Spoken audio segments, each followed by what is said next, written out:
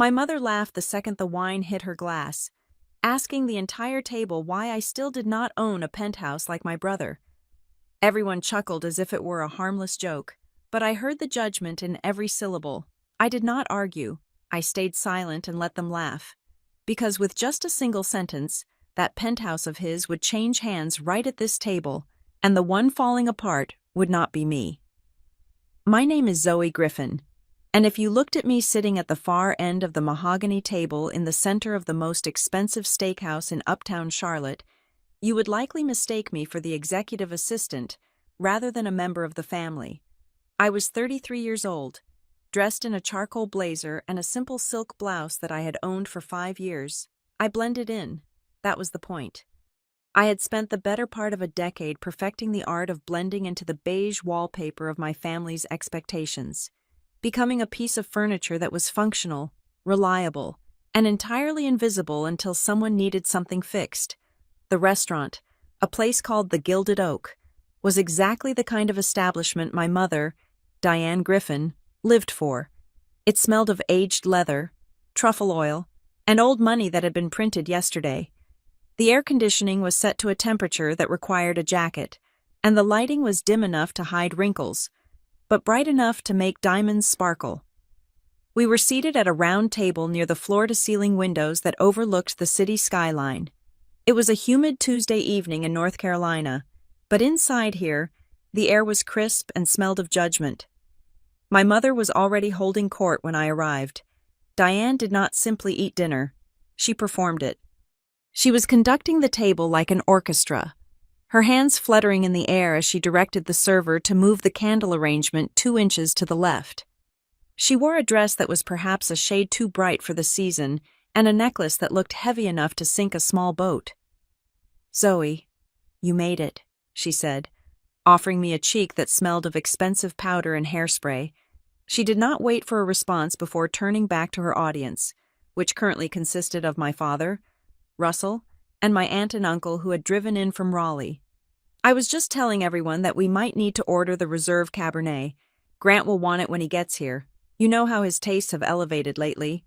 My father, Russell, gave me a small, apologetic smile from across the table. He looked tired. He always looked tired these days. A man perpetually shrinking inside his own suits, worn down by the friction of my mother's relentless social climbing. I ordered a sparkling water with lime. I did not drink around them. I needed my edges sharp. "Grant is late," I noted, checking my watch. It was 7:45. Dinner had been scheduled for 7. "He is a busy man, Zoe," Diane corrected me instantly, her voice dropping an octave to a tone of patronizing sweetness. "High-stakes real estate does not adhere to a 9-to-5 schedule like your clerical work." I did not correct her. I did not tell her that my clerical work at Harborstone Capital involved managing distressed debt portfolios worth 9 figures. I simply nodded and unfolded my napkin. "Of course." 10 minutes later, the heavy oak doors swung open, and the prodigal son arrived. Grant Griffin walked into the room with the kinetic energy of a man who believed the world was a movie playing specifically for his entertainment. He was 2 years older than me, handsome in a way that required constant maintenance, wearing a navy suit that was tailored within an inch of its life. Hanging on his arm was Sloane Kessler. Sloane was a woman who experienced life primarily through the lens of a smartphone camera. She was beautiful, certainly, with hair that had been blown out to defy gravity and a dress that cost more than my first car. As they approached the table, Sloane's eyes did not find ours. They scanned the lighting, the table setting, and the background view, calculating the optimal angle for her Instagram story.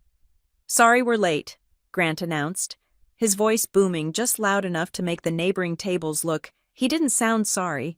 He sounded like he was doing us a favor by arriving. Traffic coming out of the garage was a nightmare. You know how it is downtown. "Oh, we know," Diane gushed.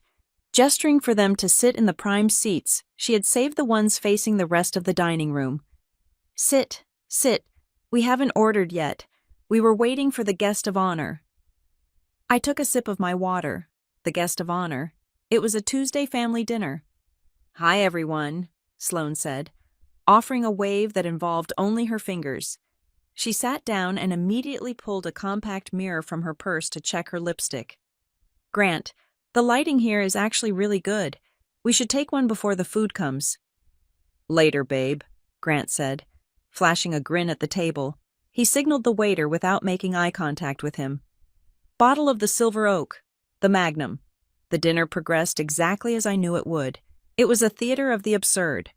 My mother spent the appetizer course listing the various compliments she had received on her garden, which she did not tend herself. My father ate his shrimp cocktail in silence. Grant spent the entree course talking about deals he was closing.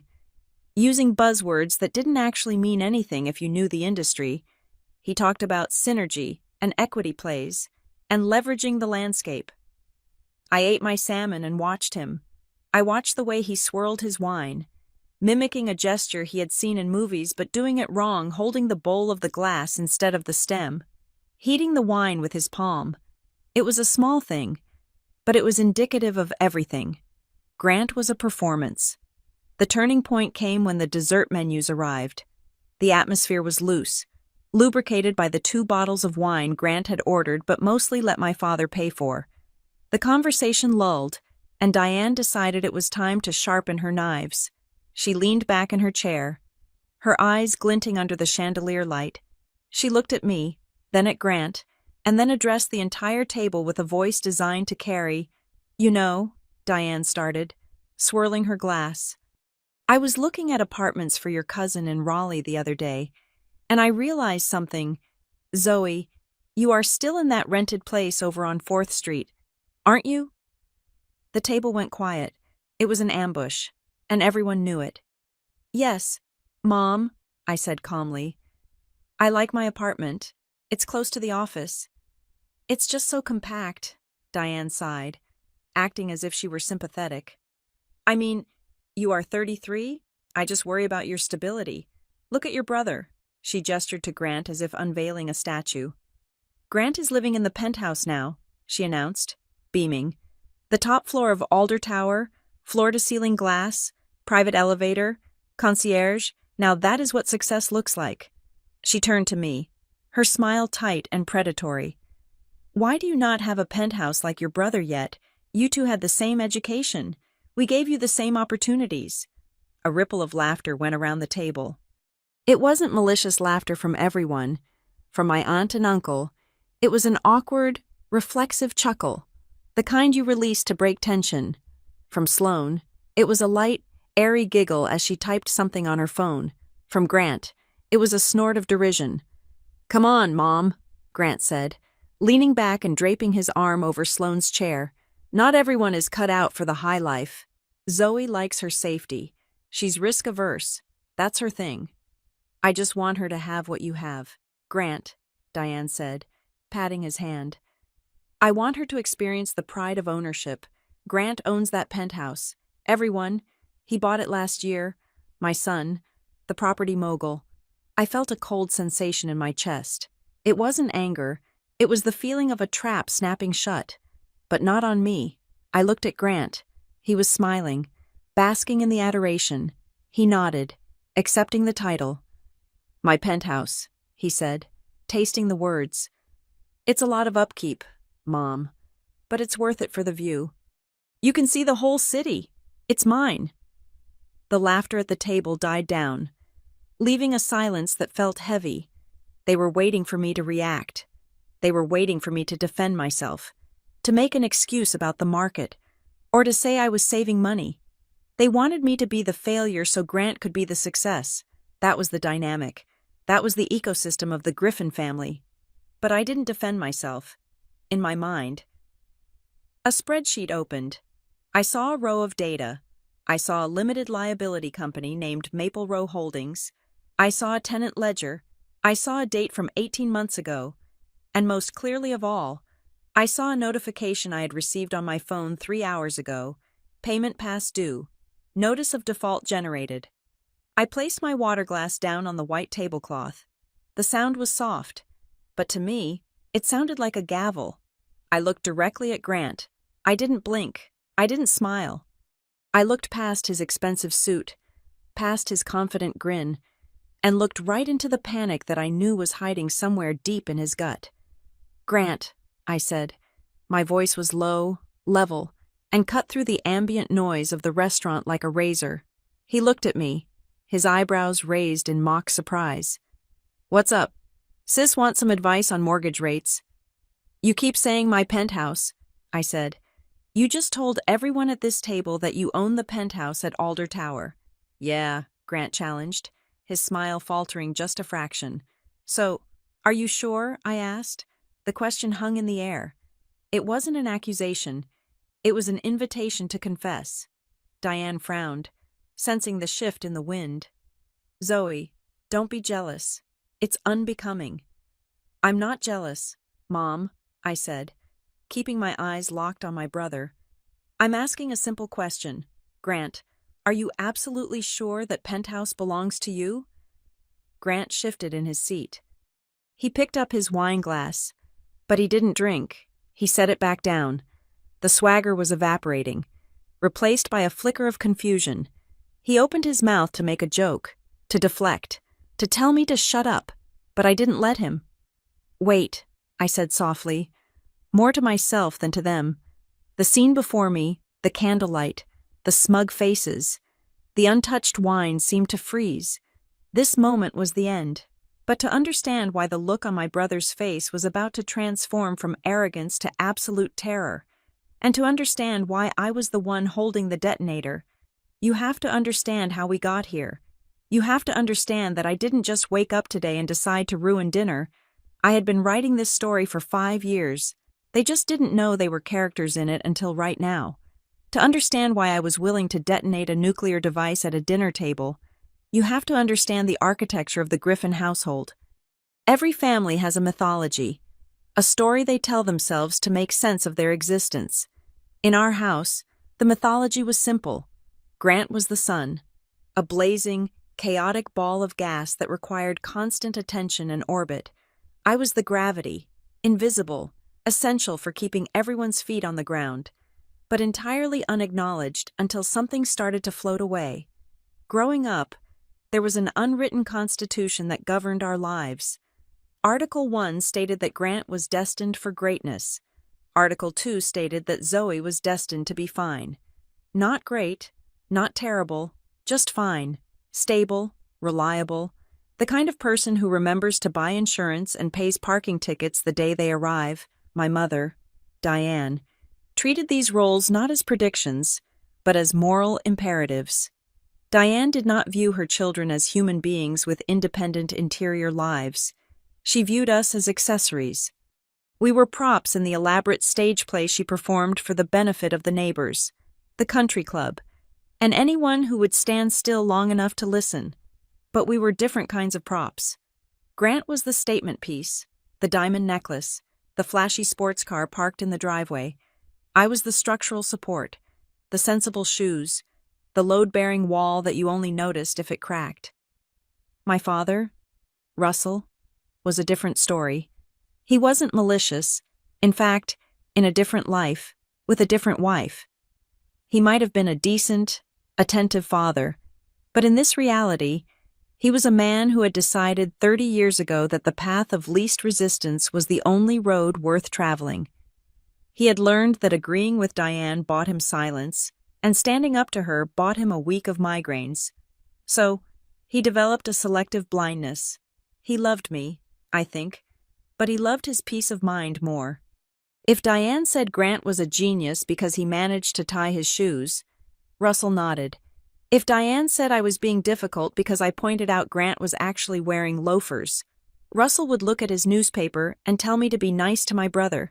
This dynamic created a fascinating feedback loop for Grant. By the time he was 16, he had learned that the truth was irrelevant. What mattered was the delivery. He learned that if he smiled that bright, charming Griffin smile and used enough confident buzzwords, he could rewrite reality. He didn't need to actually win the science fair.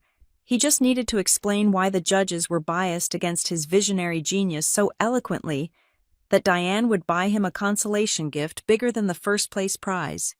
I, on the other hand, learned the opposite lesson. I learned that words were dangerous. If I spoke up, If I tried to correct the record, I was labeled. I was sensitive. I was jealous. I was dramatic. "Zoe, stop trying to compete with your brother," Diane would say, usually while cutting a piece of cake that was slightly larger for him. "It is not a competition. You have your own little strengths." Little strengths. That was how she saw me. The older we got, the more pronounced this became. When Grant went to college, he bounced between 3 different majors in 4 years, dropping classes whenever they got too hard, partying on a budget that would have supported a small family. Diane spun this as exploration. She told everyone Grant was a Renaissance man, too multi-talented to be boxed in by a single degree. When he finally graduated with a general studies degree and a GPA that barely scraped the floor, she threw him a party that cost $5,000. I graduated a year later, magna cum laude, with a dual degree in finance and economics. I finished a semester early to save tuition. "That is nice, honey," Diane had said when I showed her my final transcript. "But do you think finance is feminine enough? It is all just numbers. You do not want to become a bore. Boys do not like bores." That was the night I stopped trying to win. It was a physical sensation, like a fever breaking. We were sitting at the kitchen table, the same table where I had done my homework every night while Grant played video games, and I realized that no amount of achievement would ever turn my mother's head. She did not want me to shine. If I shone, it might cast a shadow on Grant. Her narrative required a genius son and a supporting daughter. Any deviation from that script was a hostile act. So, I went underground. I began to curate a persona of extreme dullness. I stopped talking about my accomplishments. When I landed a prestigious internship at a top-tier investment firm in Charlotte, I told them I was doing some data entry. When I received a significant raise 6 months into my first job, I didn't mention it. I let them believe I was struggling, just enough to be relatable, but not enough to ask for money. Meanwhile, Grant was launching his careers. There was the app development phase, where he burned through $20,000 of my parents' savings on a developer for an idea that was essentially Uber but for dog walkers, which already existed. There was the day trading phase, where he lost another $10,000 but talked about market correction as if he were Warren Buffett. There was the luxury car rental business that never actually acquired a single car. Throughout all of this, Diane was his publicist. "Grant is an entrepreneur," she would tell the extended family at Thanksgiving. "He is taking risks. That is what leaders do. Zoe, you know, she is happy with her little cubicle. She likes safety. Some people are just built for the background." And Russell would just chew his turkey and nod. "Grant's got big ideas," he would mumble, avoiding my eyes. The real tragedy was that Grant believed the hype. That was the most dangerous part. He wasn't a con man in the traditional sense, because a con man knows he is lying. Grant had been told he was special for so long that he genuinely believed the world owed him success. He believed that the hard work, the grinding, the boring details of execution were beneath him. Those were things for people like Zoe. He was the vision guy. He provided the spark. The world was supposed to provide the firewood. I remember one specific dinner when I was 26. I had just closed my first major deal at work, restructuring a distressed commercial loan that saved a mid-sized logistics company from bankruptcy. I had earned a bonus that year that was larger than my father's annual salary. I was proud. For a split second, I wanted to share it. We were eating lasagna. Diane was talking about how Grant was networking in Miami, which I knew meant he was sleeping on a friend's couch and trying to get into clubs. "I had a good week at work," I said, testing the waters. "I managed to turn around a pretty difficult account." Diane paused, her fork halfway to her mouth. She looked at me with a vague, glassy expression. "That is good. Zoe, just make sure you are not working too hard. You look tired. You know, stress causes premature aging. No man wants a wife who looks like she is crunching numbers all day." Then she turned immediately to Russell. "Did you hear that Grant met a developer in Miami? He says they might partner on a condo project. A condo project. Russell, imagine that." I looked at her. I looked at the woman who had given birth to me. And I finally understood. It wasn't that she didn't see me, it was that she chose not to. Seeing me as successful would mean admitting that her methodology with Grant was flawed. If the quiet, disciplined, boring child was the winner, then the loud, flashy, spoiled child was the loser, and Diane Griffin could not be the mother of a loser. Therefore, I had to be mediocre. It was a protective mechanism for her own ego. That was the moment I decided to give them exactly what they wanted. I became a ghost in my own life. I stopped sharing anything real. I let them think I was barely scraping by. I drove a reliable, 4-year-old sedan even though I could afford a Porsche. I rented a modest apartment in a practical neighborhood even though I could have bought a house in the suburbs with cash. I wore clothes that were clean and professional, but intentionally unmemorable. I hoarded my success like a dragon hoards gold, but not out of greed. I hoarded it out of spite and out of strategy. I realized that in the game of our family, information was ammunition. If they knew how much money I made, they would expect me to bail Grant out. If they knew I had connections, they would demand I use them for Grant's benefit. If they knew I was powerful, they would try to harness that power to fuel the generator of Grant's ego. So I gave them nothing. I let them underestimate me. I let Diane make her little digs about my compact life. I let Grant offer me condescending advice about money, nodding politely while he explained basic economic concepts incorrectly. "You should really look into crypto, Zoe," he told me once, a year ago. "Savings accounts are for losers. Inflation is eating you alive. I could manage a portfolio for you if you want." "I am okay, Grant," I said. "I like to be safe." "Suit yourself," he scoffed. "Scared money don't make money." I almost laughed. I was managing a portfolio of real estate debt worth $40 million at the time, but I kept my face blank. "You are right," I said. "I am just not brave like you." It was a long game. I didn't know exactly when or how it would end, but I knew that gravity always wins eventually. Grant was floating higher and higher on a balloon of hot air, fueled by Diane's praise and Russell's money.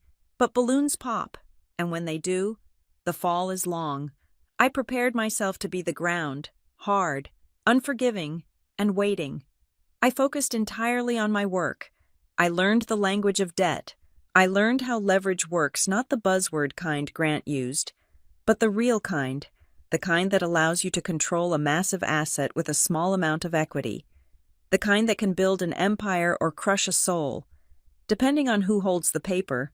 I learned that in the adult world, nobody cares about your potential or your mother's praise. They care about the ledger.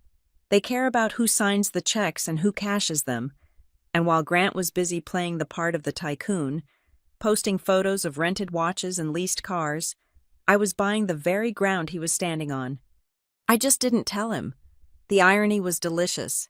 They thought I was invisible because I was small. They didn't realize I was invisible because I was everywhere. I was the system they were trying to game. I was the bank they were trying to defraud. I was the reality they were trying to ignore. By the time the dinner at the Gilded Oak rolled around, I had been watching them for years. I had watched Diane enable Grant's delusions until they became liabilities. I had watched Grant turn from a spoiled child into a narcissistic adult who viewed people as resources to be mined. I had watched Russell fade into the wallpaper, a ghost in a suit. They thought I was just Zoe, poor, stable, boring Zoe, the spectator. They had no idea that the spectator had been keeping score the entire time. And tonight, I wasn't just checking the score, I was calling the game. My professional life exists in a universe that my family would find both incomprehensibly boring and terrifyingly cold. I work for a firm called Harborstone Capital. We are not real estate agents. We do not bake cookies for open houses or talk about curb appeal. We are an institutional investment firm specializing in real estate debt and distressed assets. In simple terms, we are the people who own the paper when the dream falls apart. My official title is Senior Portfolio Manager, a role that involves managing risk profiles for commercial loans in the 9-figure range.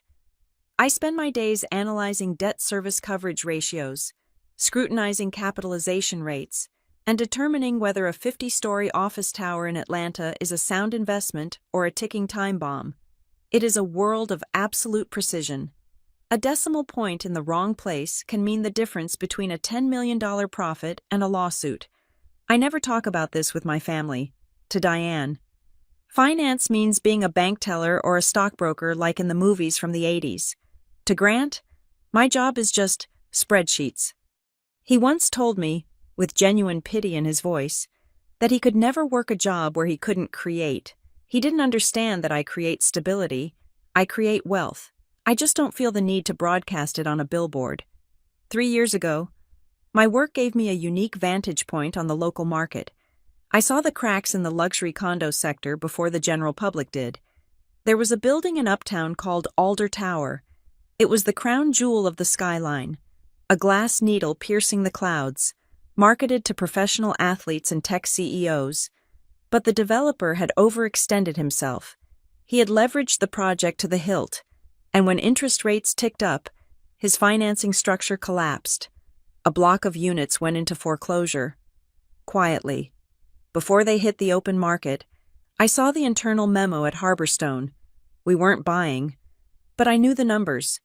The Penthouse unit top floor. Unit A was being unloaded by a regional bank that just wanted the asset off its books. It was priced at 40% below market value. It was a steal, provided you had the capital to close in 10 days and the stomach to handle the exorbitant homeowners association fees. I bought it. I didn't buy it as Zoe Griffin. I bought it through a single-member limited liability company I had formed called Maple Row Holdings, LLC. The name was innocuous, boring, and completely untraceable to me unless you knew exactly where to look in the state filings. In the world of high-end real estate, privacy is the ultimate luxury. I didn't want my mail going there. I didn't want my neighbors knowing a single woman in her early 30s owned the most expensive unit in the building. I treated it purely as an asset. I hired a third-party management firm to handle the keys, the maintenance, and the tenants. For the first 2 years, I rented it to a visiting surgeon from Switzerland. He paid on time, never complained, and treated the marble countertops with respect. It was the perfect investment. Then came the crash of Grant, 18 months ago. Grant's life hit a wall. He had been living in a flashy apartment in the South End, leasing a Range Rover he couldn't afford, and developing a lifestyle brand that sold nothing. His credit cards maxed out. His landlord initiated eviction proceedings. He was facing the very real prospect of moving back into our parents' guest bedroom in the suburbs, a fate that, for Grant, was worse than death, because it would be a public admission of failure. Diane was hysterical. She called me 3 times a day, weeping about how the world was unfair to creatives like Grant, how he just needed a stable base to launch his next big thing. "He can't move back here, Zoe," she had whispered on the phone. "It would crush his spirit, and what would the neighbors think? We told the Millers he was expanding to Europe." I looked at the numbers. I looked at my brother, who was currently posting motivational quotes on Instagram while sleeping on a friend's couch, and I made a calculation. It wasn't an emotional decision. It was a containment strategy. I knew the surgeon was moving back to Zurich. The penthouse was empty. I could have put it on the market for $6,000 a month. Instead, I called the property management firm and gave them specific instructions. I told them to reach out to Grant Griffin. I told them to offer him a hardship lease on the penthouse. The terms were specific. The rent would be $2,000 a month, a figure that barely covered the taxes and HOA fees, essentially a 60% discount. But there were conditions attached to the lease rider, drafted by my attorney. Condition 1. Rent must be paid by the 5th of every month. No grace period. Condition 2. The tenant must maintain the property in showroom condition. Condition 3. The tenant acknowledges this is a rental agreement and shall not represent himself as the owner or equity holder of the property in any public or private forum. Condition 4. The identity of the property owner. Maple Row Holdings, LLC would remain anonymous, represented solely by the management agent. I wanted to help him, yes, but I also wanted to test him. I wanted to see if, given a golden ticket, He could just be humble and grateful. I wanted to see if he could live quietly. Grant signed the lease 20 minutes after receiving the email. He didn't read it. I know he didn't read it because the digital timestamp on the signature was almost immediate. He didn't ask why a luxury penthouse was being offered to him for the price of a suburban duplex. He didn't ask who the owner was. In Grant's mind, this wasn't luck or charity. It was the universe finally correcting itself to match his perceived value. He probably thought the management company recognized his influencer potential. I remember the day he got the keys. I was sitting at my desk at Harborstone, reviewing a debt schedule for a shopping mall in Ohio. When my phone buzzed, it was a notification from Instagram. Grant had posted a story. It was a video. He was standing on the balcony of the Alder Tower penthouse, the city lights glittering behind him like diamonds. He was holding a glass of scotch. The caption read, "New levels, new devils. Finally home. Penthouse. Living owner grind never stops." I felt a cold prickle on the back of my neck. He had violated Condition 3 within an hour of walking through the door. I zoomed in on the video. He had moved the furniture, my furniture, which came with the unit to make the space look bigger.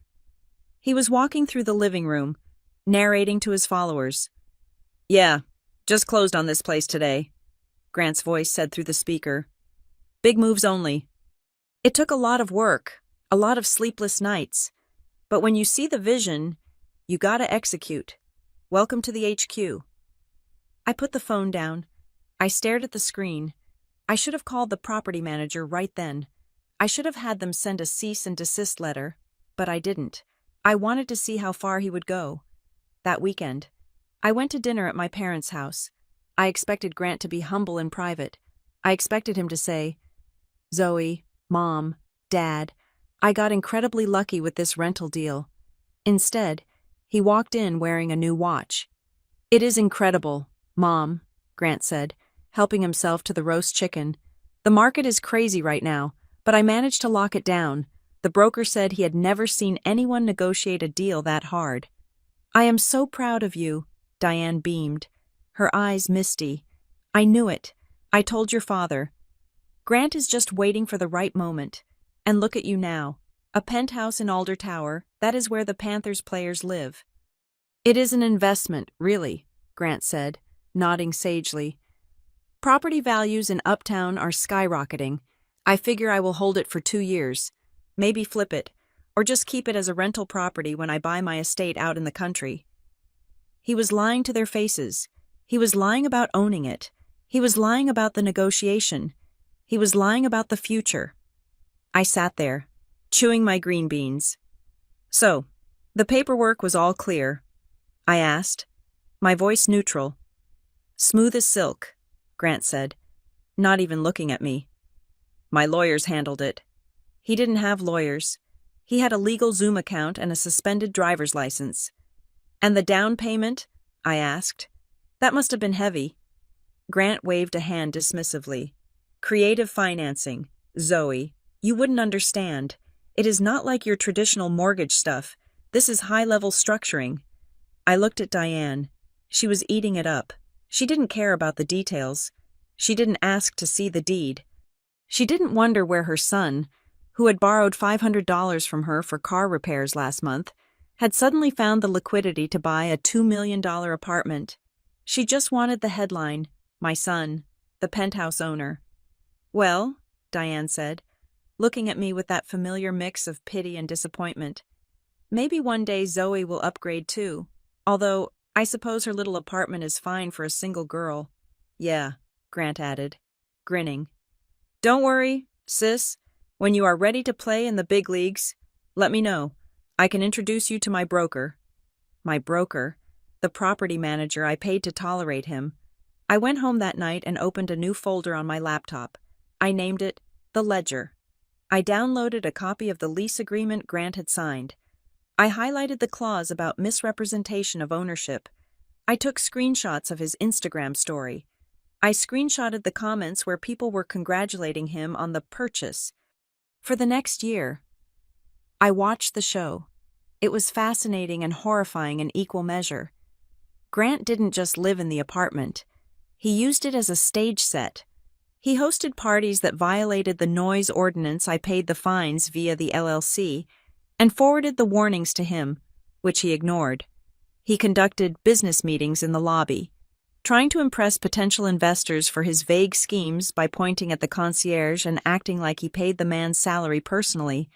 And Diane became the unofficial town crier of Alder Tower. She had never stepped foot inside the building. Grant always had an excuse why she couldn't visit just yet. Usually something about renovations or high-profile guests, but that didn't stop her. She told her bridge club, she told the cashier at the grocery store, she told our cousins in Ohio. "Grant is doing so well," she would say. "He is in real estate now. He owns the top floor of the Alder." It wasn't just a lie anymore. It was a cornerstone of her identity. Her son was a king, which made her a queen mother. Meanwhile, I was the one handling the back end, every month, on the 1st. I checked the account. For the first 6 months, Grant paid the $2,000 on time. I assumed he was scraping it together from whatever side hustles he had. Then, the payments started getting spotty. Month 7, paid on the 10th. I waived the late fee. Month 8, paid on the 15th. I had the manager send a warning. Month 9, partial payment, $500 short. I watched the decline through the lens of bank statements. I saw the desperation in the way the payments came in, sometimes via 3 different transfers, sometimes in cash dropped off at the management office, but on social media, the party never stopped. He posted photos of expensive sushi dinners laid out on my dining table. He posted videos of him working late with the skyline in the background, captioning them, "The Empire Never Sleeps." He tagged luxury brands, trying to get sponsorships. One afternoon, I received an email from the property manager. Subject Unit A, noise complaint, unauthorized commercial use message. Ms. Griffin acting as agent for Maple Row. The tenant in Unit A attempted to film a music video in the elevator without a permit. Building security intervened. Also, he is currently 2 months behind on the reduced rent schedule. Please advise on how you wish to proceed. I stared at the email. I could have evicted him then. I could have ended it quietly. I could have called Diane and explained the situation, forcing Grant to move out in shame but keeping it within the family. But then I saw a post on Diane's Facebook page from that same morning. It was a picture of me and Grant from when we were kids. Her caption read, "So proud of my children." Grant is conquering the city from his penthouse, and Zoe is working so hard at her office job.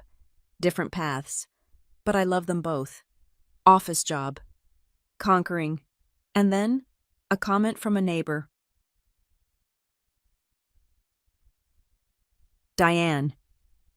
A penthouse. Grant must be a millionaire. Diane's reply. He has such a brilliant mind for business. Unlike some, he isn't afraid to take risks. That "unlike some" was a dagger aimed straight at my chest. I closed my eyes and took a deep breath. I replied to the property manager, "Let it ride for another month. Send the standard legal notices for non-payment, certified mail, document everything. Do not engage him personally, just build the file." I wasn't enabling him anymore. I was gathering evidence. I knew a storm was coming. I knew that eventually, the math would win. Math always wins. You can lie to your mother, you can lie to Instagram, but you cannot lie to a balance sheet. I just didn't realize that the final accounting would happen at the Gilded Oak, over a plate of half-eaten steak and a bottle of wine I knew he couldn't afford. If Grant was the fire that threatened to burn our family's reality to the ground, then Sloane Kessler was the gasoline. She entered the picture about 6 months after Grant moved into the penthouse. Until her arrival, Grant had been a disorganized dreamer, a man who played at business the way a child plays dress-up. But Sloane brought focus. She was a woman who understood that in the modern world, perception is not just 9/10 of the law, it is the whole law. She believed that success was a formula, the right address, plus the perfect lighting, plus a man standing next to you who looked like he owned both. Sloane was an influencer consultant, a job title that seemed to involve telling people to wear more beige and stop posting photos of their food, unless it included truffles. She moved into the penthouse, my penthouse, gradually, like a creeping vine. First, it was a toothbrush. Then, it was a ring light setup in the living room. Finally, it was a complete rebrand of my brother, under her direction. The apartment stopped being a place where Grant lived and started being a studio where Grant performed. She pushed him to host. Networking mixers, she called them. I saw the aftermath on social media. I saw strangers sitting on my velvet sofas, holding red wine glasses dangerously close to the cream upholstery. I saw Grant standing by the floor-to-ceiling windows, gesturing grandly to a room full of people who were only there because the alcohol was free. He needs to project authority, Sloane told me once when we bumped into each other at a coffee shop near my office. She didn't offer to pay for my coffee. Grant is a visionary, Zoe, but visionaries need a platform. The Penthouse is his platform. We are curating his circle. Curating his circle, I repeated, feeling the headache that always formed behind my eyes when I spoke to her. Does that circle pay rent? Sloane laughed, a light, tinkling sound that lacked any warmth. You are so practical. It is cute, but Grant is playing a different game. We are building equity in his personal brand. The problem with building equity in a personal brand is that you cannot use it to pay the homeowners association fees. While Sloane was busy curating, I was busy calculating. My email inbox began to fill up with notifications from the property management company.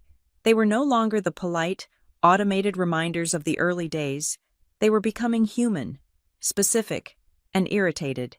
Subject Unit A. Second Notice of Delinquency. Ms.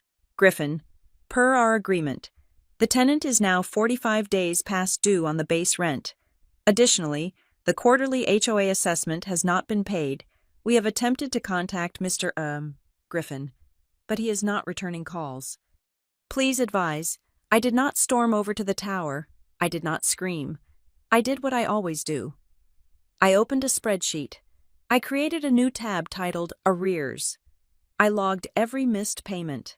I logged the date of every email. I logged the late fees that were accruing daily. I treated my brother not as a sibling, but as a distressed asset. In my line of work, you do not get emotional when a borrower defaults. You simply document the failure so that when you eventually foreclose, the judge has no choice but to rule in your favor. When the debt hit $4,000, I called him.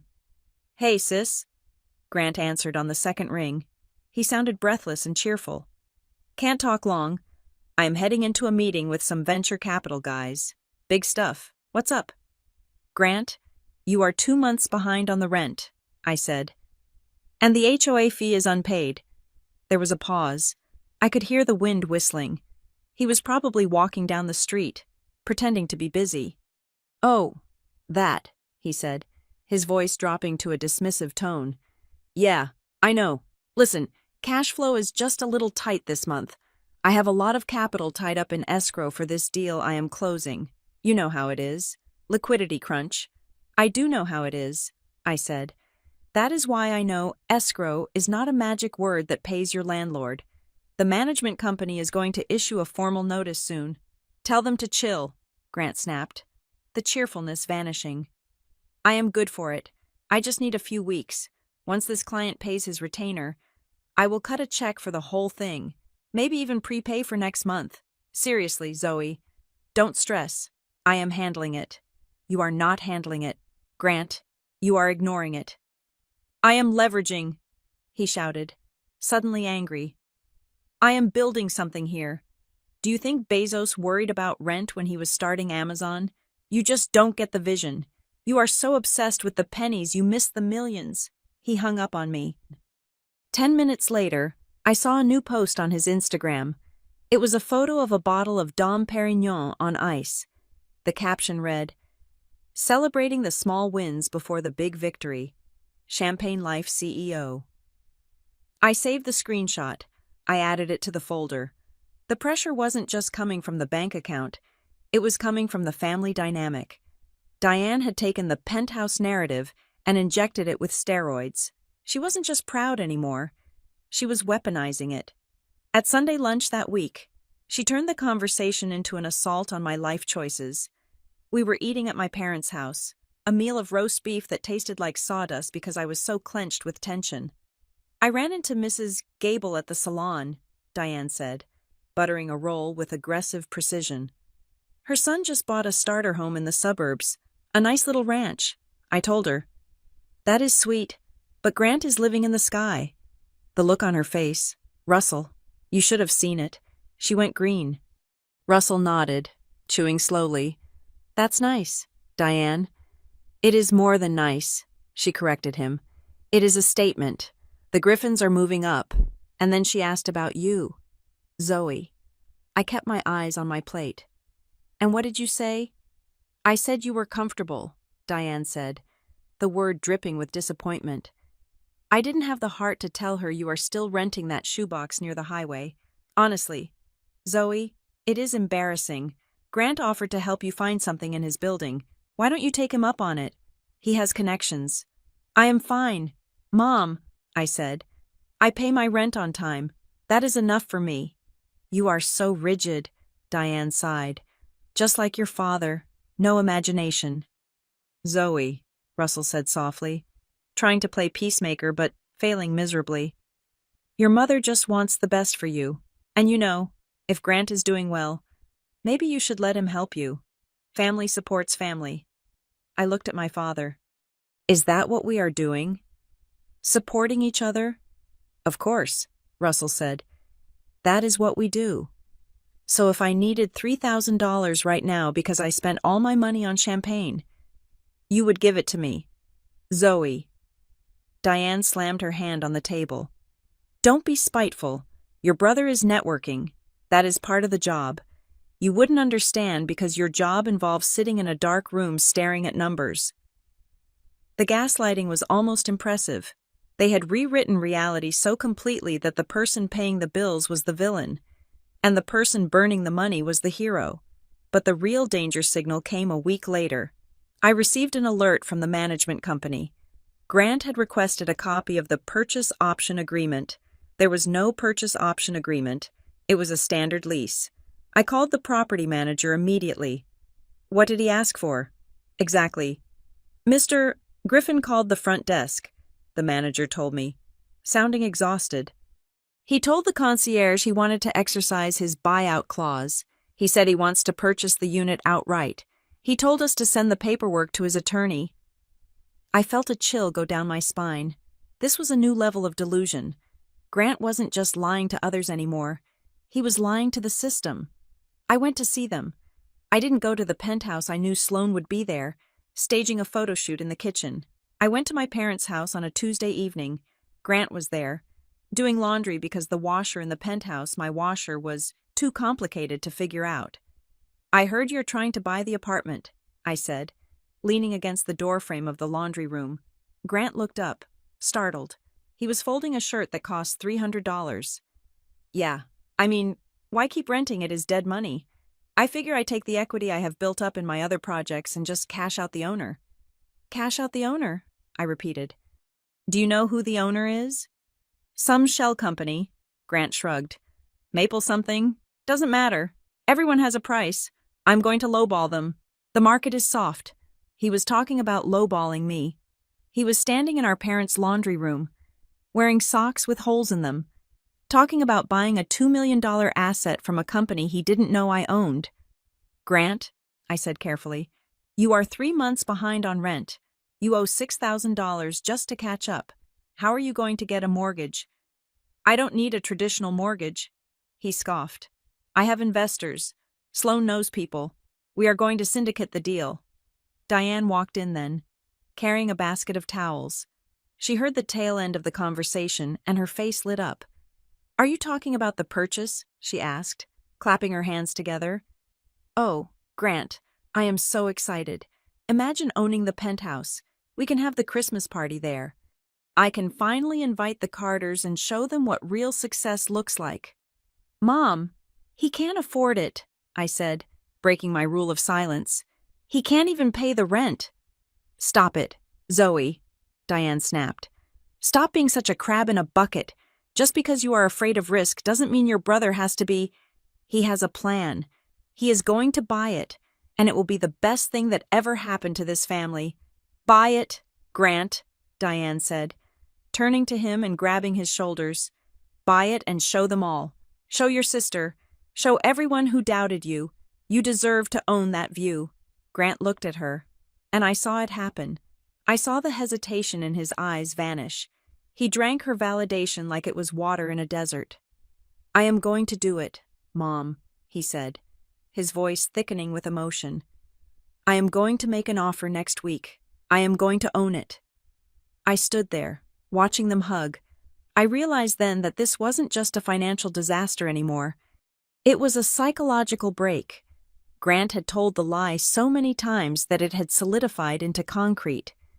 He truly believed that if he just acted like the owner, the universe would hand him the deed. He didn't know that the owner was standing 3 feet away. He didn't know that the low-ball offer he was planning to make would land in my inbox, and he certainly didn't know that I was done waiting. The next morning, I sent a formal instruction to the property management firm, subject strict enforcement of lease terms. Do not engage in any sales discussions with the tenant in Unit A. There is no option to purchase. Proceed with the formal notice of default if the outstanding balance is not cleared in full within 30 days. Initiate eviction proceedings. No exceptions. I didn't want to evict him. I wanted to wake him up. But as I watched Sloan post a video that afternoon titled Penthouse Tour Our Forever Home, I knew that waking him up would require more than a nudge. It would require a crash. The stage was set. The actors knew their lines. The audience, my mother, my father. Sloan was seated and waiting for the climax. They thought they were watching a coronation. They didn't realize they were watching a tragedy. And I was the playwright who was about to deliver the final act. The phone call that changed everything did not come from a family member. It came on a Tuesday morning at 10:30, slicing through the quiet hum of my office at Harborstone Capital. The caller ID displayed a local area code, but the number was unfamiliar. I usually let those go to voicemail, assuming they are telemarketers or recruiters, but something about the persistence of the ringing made me pick up. "This is Zoe," I said, my eyes still scanning a debt yield table on my left monitor. "Good morning, Ms. Griffin. This is Angela from the underwriting department at Carolina Trust Bank," a woman's voice said. She sounded polite but brisk, the voice of someone working through a checklist. "I am calling regarding the verification of assets for the home equity line of credit application on the property at 442 Maple Drive." I stopped typing. My fingers hovered over the keyboard. 442 Maple Drive. That was the house I grew up in. That was the house my parents had owned since 1985. It was paid off. My father, Russell, had made the final mortgage payment 5 years ago with a ceremony that involved burning the promissory note in the backyard grill. They were supposed to be debt-free. "I think you have the wrong number," I said, my voice dropping a few degrees. "My parents own that home. There is no mortgage." "Yes, ma'am. I see the clear title," Angela replied, shuffling papers on her end. "This is for a new HELOC, a line of credit for $75,000. Your name is listed on the application as the secondary financial contact and beneficiary. I just need to verify a few details regarding your employment status, as it was used to bolster the risk profile." The room seemed to tilt. "I did not apply for a loan," I said, my words spacing out, distinct and hard. "And I certainly did not authorize anyone to use my employment details." There was a long pause on the line. The sound of a pen tapping against a desk stopped. "Oh, I see. Well, the applicant, Mrs. Diane Griffin, indicated that you were aware of the restructuring. She listed your income as household support." I felt a wave of nausea. It wasn't just theft. It was identity manipulation. My mother had not just applied for a loan, she had used my stability, the very stability she mocked at the dinner table, as collateral to convince a bank to lend her money. She had leveraged my boring job to secure cash she didn't need. "Cancel the verification," I told Angela. "I am not a party to this loan, and if that application proceeds with my information attached, I will be filing a report for fraud." I hung up. I sat there for 5 minutes, staring at the black screen of my phone. $75,000. Why did they need $75,000? My father had a pension. Their expenses were low. Then, the pieces clicked into place. The timing. Grant's liquidity crunch. The purchase he was bragging about. I left work early. I didn't call ahead. I drove straight to the house on Maple Drive. When I pulled into the driveway, I saw my father in the garage. He was polishing his old sedan, a ritual he performed whenever he was stressed. He looked up as I slammed my car door, and I saw the guilt wash over his face before I even opened my mouth. He looked older than he had last week. He looked like a man who was carrying a weight he couldn't put down. "Zoe," he said, wiping his hands on a rag. "You are home early." $75,000. "Dad," I said. I didn't scream. I stood at the edge of the garage, blocking the sunlight. "The bank called me." Russell flinched. He looked at the ground, then at the oil stain on the concrete. "It wasn't supposed to involve you. Your mother, she just put your name down as a reference. She said it was just paperwork." "It is fraud, Dad," I said. Why do you need a line of credit? You paid this house off." "It is for Grant," he whispered. The admission hung in the air, heavy and pathetic. "Grant," I repeated. "Grant is living in a penthouse. Grant is a tycoon. Why does a tycoon need his retired parents to mortgage their house?" "He has a cash flow issue," Russell said, reciting the script I knew Diane had fed him. "He needs to show proof of funds to close the deal on the apartment. He's going to pay it back next month. Zoe, with interest. He promised. It is just a bridge loan." I looked at my father, a man who had worked in a hardware store for 40 years to pay for this house, and I realized he wasn't just a victim. He was an accomplice. "He isn't buying the apartment, Dad," I said. "He can't buy the apartment." "You don't know that," a voice said from the doorway connecting the garage to the house. Diane was standing there. She was wearing her gardening clothes, but her face was set in stone. She didn't look ashamed. She looked defiant. "You are always so negative," Diane spat, stepping into the garage. "Your brother needs a leg up. The bank required a deposit to secure his financing. We are investing in him. Why is that so hard for you to understand?" "You used my name," I said, turning to her. "You used my job to qualify for the loan because you knew your pension wasn't enough to cover the risk." "So what?" Diane crossed her arms. "You are family. You should be helping him yourself. If you weren't so selfish, hoarding your money in that little apartment, we wouldn't have to do this. You could have written him a check. But no, we have to go to the bank because his sister is too busy counting her pennies." The accusation hit me like a physical slap. She was blaming me. In her twisted narrative, I was the villain because I hadn't voluntarily bankrupted myself to support Grant's delusions, because I hadn't given him the money. I had forced them to put their home at risk. "He is lying to you, Mom," I said quietly. "He isn't buying anything." "He is," she shouted. "He is successful. He lives in Alder Tower. Do you think they let failures live there?" I almost told her then. I almost screamed. I own it. I am the one letting him live there. But I stopped. If I told her now, in the garage, she would find a way to spin it. She would say I was manipulating him. She would say I was cruel for charging him rent. She would tell Grant, and he would have time to prepare a defense. He would destroy the apartment out of spite. He would run. I needed to be smarter. I needed to be colder. "Fine," I said. I stepped back. "Do what you want, but take my name off the application. If the bank calls me again, I will sue." "You wouldn't dare," Diane hissed. "We are your parents." "Then stop stealing from me," I said. I got back in my car and drove away. My hands were shaking on the steering wheel, not from fear, but from a rage so cold it felt like ice in my veins. They had crossed the line. They were willing to lose their home to keep Grant's lie alive. I went back to my apartment and opened the Grant folder on my laptop. It was time to stop watching and start hunting. I needed to know exactly how deep the rot went. I logged into the landlord portal for Maple Row Holdings. I pulled every document Grant had submitted to the concierge desk in the last 6 months. I found it in the maintenance logs. There was a work order for a lighting installation. It required the owner's signature, in the signature box, where the management agent should have signed. There was a scrawl, Grant Griffin, owner. He had forged a signature to authorize electrical work on a property he didn't own. That was criminal mischief. But the real smoking gun came from an unexpected source. I was scrolling through the building's digital community board, a forum where residents posted about lost keys and recommended dog walkers. I monitored it to keep tabs on the building culture. I saw a post from a user named Sloan KPR.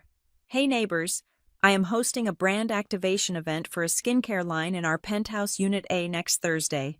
There will be a camera crew in the hallway for a few hours. Sorry for the inconvenience. DM me for a free sample. I froze. A brand activation event. A camera crew. Commercial use of a residential unit was a strict violation of the lease. It was also a violation of the building's master deed. But more importantly, it was a liability nightmare. If someone tripped over a camera cable and sued, they would sue the owner. They would sue Maple Row Holdings. They would sue me. I did some digging on Sloane's public Instagram. She had tagged a local production company in her stories. I went to the production company's website. They had a locations page, and there it was. My living room. Luxury skyline penthouse. Available for commercial shoots. Contact for rates. Sloane was renting out my apartment to third parties. She was subletting my property for profit, pocketing the fees, while Grant couldn't even pay the $2,000 reduced rent. I clicked on the booking contract template on the production site. It required the property owner to sign a liability waiver and a location release. I called the production company, posing as an assistant from a rival agency. "Hi," I said. "I see you have the Alder Tower penthouse listed. I was wondering, do you have the location release on file?" "We are strict about paperwork." "Oh, absolutely," the coordinator chirped. "Mr. Griffin signed the master release last month. He is the owner. He is very easy to work with." Mr. Griffin signed the master release. Grant had signed a legal document claiming he owned the property to allow a film crew to enter. He had committed fraud against the production company. He had exposed me to massive legal risk. And he was pocketing the location fees, probably $2,000 or $3,000 a day, while my parents took out a high-interest loan against their house to give him cash. I sat back in my chair. The puzzle was complete. It wasn't just that he was a liar, he was a parasite. He was eating the equity of everyone around him, my parents' home, my property, the production company's liability insurance. He was consuming us all to fuel the image of a success he would never earn. And my mother was holding the fork for him. I looked at the calendar. The birthday dinner for Russell was in 2 days. It was at a place called Briar Brass. Diane had sent a group text reminding us to dress elegantly because she wanted to take a family photo. A family photo, I thought, a portrait of a lie. I printed the documents. I printed the HELOC application summary I had forced the bank to email me before they canceled it. I printed the forged work order. I printed the location release form from the production company. I printed the ledger showing 3 months of unpaid rent. I put them all in a thin, black leather folder. I wasn't going to warn them. I wasn't going to give them a chance to come up with a new lie. I was going to serve them the truth on a platter. Right between the appetizer and the main course, Diane wanted a memorable dinner. She wanted to talk about who owned what. She wanted to compare us. I closed the folder. "Okay, Mom," I whispered to the empty room. "Let's compare." The meeting with my attorney did not happen in a dramatic, mahogany-paneled library with rain lashing against the windows. It happened in a sterile, glass-walled conference room on the 14th floor of a building 3 blocks from my own office. The air smelled of burnt coffee and dry erase markers. I sat across from Marcus, a real estate attorney I had worked with on several commercial deals for Harborstone. Marcus was a man who viewed human emotion as an inefficiency in the legal process. He did not care about family dynamics. He cared about liability, contracts, and the clean transfer of assets. That was exactly why I hired him. I did not need a therapist. I needed a mechanic to fix a broken engine. Let us review the exposure, Marcus said, sliding a thin stack of papers across the table. You have a tenant who is currently in arrears for 3 months of rent. That is a breach of contract. You have a tenant who has conducted unauthorized commercial activity on the premises. That is a breach of the master deed and the lease. And based on the documents you sent me yesterday, you have a tenant who has represented himself as the owner to third-party vendors and signed liability waivers in that capacity. Marcus took off his glasses and rubbed the bridge of his nose.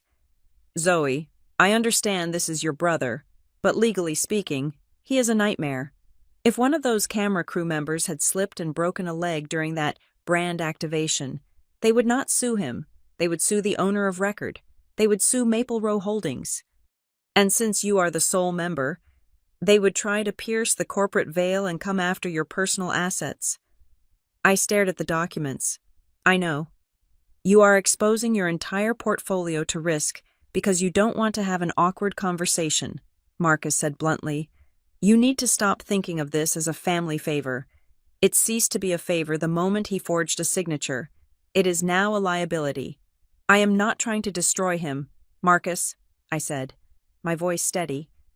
I don't want to ruin his credit forever or have him dragged out by the sheriff. I just want the bleeding to stop. I want my property back, and I want the lies to end. Then you have to stop acting like a sister and start acting like a landlord, Marcus replied. He tapped the paper with his pen. We proceed by the book. No more text messages. No more phone calls asking him to pay when he can. We send a formal notice to cure or quit. We give him the statutory timeline. 30 days to pay the full balance or vacate the premises. If he does neither, we file for summary ejectment. Do it, I said. And Zoe, Marcus added, looking me in the eye. Once we serve this notice, the clock starts. You cannot pause it because your mother cries. You cannot pause it because it is someone's birthday. If you waver, you weaken your legal standing. Are you ready for that? I thought about the HELOC application. I thought about my father's tired face in the garage. I thought about the $75,000 of equity they were about to burn. I am ready, I said. Leaving Marcus's office, I felt a strange sense of calm. It was the calm of a surgeon scrubbing in. I wasn't angry anymore. Anger is hot and messy. This was cold. This was procedure. I spent the next 2 evenings building my case. I treated it exactly like a due diligence audit at work.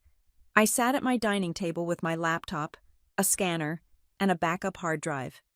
I wasn't just organizing files. I was building a fortress.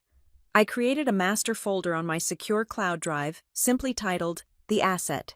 Inside, I created 2 subfolders.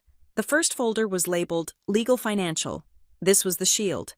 It contained the original deed to the Penthouse, proving Maple Row Holdings LLC was the sole owner. It contained the articles of incorporation for the LLC, listing me as the sole member. It contained the lease agreement Grant had signed electronically, the one where he agreed to the no ownership representation clause. It contained the ledger of every payment he had missed, calculated down to the cent, including the late fees I had previously waived, but was now reinstating. The second folder was labeled The Narrative. This was the sword. This folder was harder to compile because it required me to relive the humiliation. I took screenshots of every text message Diane had sent me in the last 6 months comparing me to Grant. Text from Mom. April 14th. Grant is looking at Italian marble for the penthouse floors. Maybe you should ask him for the old tiles, they might fit in your bathroom. Text from Mom. May 22nd. So proud of your brother hosting the charity gala committee. He is really stepping up as a philanthropist. You should try to get out more. Zoe. I added the screenshots of Grant's Instagram posts. The one where he claimed to be closing on the deed. The one where he tagged the production company. And most importantly, the PDF of the HELOC application from the bank, showing my name listed without my consent. I synced everything to my phone. I made the files available offline. I password protected the app. I established a set of internal rules for myself. I wrote them down on a notepad. Not because I would forget them, but because writing them made them law. Rule number 1. Do not raise your voice. The person who screams loses control of the room. Rule number 2. Do not cry. Tears will be interpreted as weakness or jealousy. Rule number 3. Do not defend yourself against their insults. Defending implies their opinion has value. Stick to the facts of the asset. Rule number 4. Offer one exit ramp. Give them a chance to tell the truth. If they refuse, deploy the evidence. I looked at the list. It felt like I was preparing for a war. Not a dinner, but in the Griffin family, the dinner table had always been a battlefield. I was just the only one who hadn't been bringing a weapon. On Thursday afternoon, the phone rang. It was Diane. "Zoe," she chirped, her voice high and bright. "I am just calling to confirm you are coming tomorrow night. It is your father's 65th. You know, big milestone." "I will be there." "Mom," I said. I was standing in my kitchen, drinking tea. "Good. We booked the private alcove at Briar Brass," she said, naming one of the newest, most pretentious steakhouses in the city. "Grant pulled some strings to get us the reservation. They are usually booked out for months. But you know, when you own property in the skyline, doors open." Grant hadn't pulled strings. Briar Brass was on open table. I had checked. They had availability for lunch, dinner, and brunch all weekend, but I let it slide. "That sounds nice," I said. "And Zoe?" Diane's voice dropped to that conspiratorial whisper she used when she was about to be cruel. "Please try to make an effort with your appearance. Sloane is coming, and she always looks so put together. I don't want you looking like you just came from the office. Wear some color, and maybe don't talk about work. Nobody wants to hear about debt collection on a Friday night." "I won't talk about work, Mom," I promised. "I will just listen." "Perfect. Oh, and Grant has a big announcement to make," she giggled. "I think I know what it is. I think the purchase is official. He has been hinting all week. It is going to be such a celebration." My hand tightened around the mug. "Is that right? He is announcing the purchase." "Yes, finally," she sighed. "It will be such a relief to have that settled. We can finally say the Griffin name is on the deed. It is a legacy. Zoe, something for the whole family to be proud of. Even you. Even me," I repeated. "All right. 7 o'clock. Don't be late. And bring a gift for your father. Something thoughtful. Not a gift card." She hung up. I put the phone down on the counter. The silence in my apartment was absolute. I looked out the window at the parking lot of my complex. It wasn't a skyline view. There were no diamonds in the distance, but it was mine. I paid for it. I owned the silence. I checked my email one last time. There was a notification from the courier service. Legal document delivered. Recipient Grant Griffin. Time 4:15 p.m. Signed for by concierge. The notice to cure or quit had landed. Grant had the envelope. He might not have opened it yet. He often ignored mail that looked like a bill, but it was in his hands. He was walking around with a ticking time bomb in his pocket, and he was planning to go to dinner tomorrow and announce a victory. He was going to announce he had bought the penthouse. He was going to let my parents believe their $75,000 loan had secured the deal. He was going to accept their toasts and their applause. He was going to lie to the bitter end. I felt a shiver run through me, but it wasn't fear. It was the cold certainty of gravity. I had spent my whole life being the safety net, catching them when they fell, absorbing the shock so they wouldn't break. But you cannot catch someone who refuses to believe gravity applies to them. Sometimes, the only way to save them is to let them hit the ground. I went to my closet and chose my outfit for the dinner. I didn't pick something colorful. I picked a black dress, sharp, tailored, severe. I wasn't going to a celebration. I was going to a deposition. Tomorrow night, at Briar Brass, surrounded by crystal glasses and overpriced beef. The Griffin family mythology was going to die, and I was going to be the one to sign the death certificate. The 24 hours leading up to the dinner at Briar Brass felt less like the anticipation of a celebration and more like watching a car hydroplane in slow motion. You know the crash is coming. You can see the trajectory, but the wheels are still spinning, desperately trying to find purchase on a road that has already turned to ice. The lie Grant had planted regarding the penthouse was no longer a small, decorative shrub in the garden of our family mythology. It had grown into an invasive species, choking out everything else.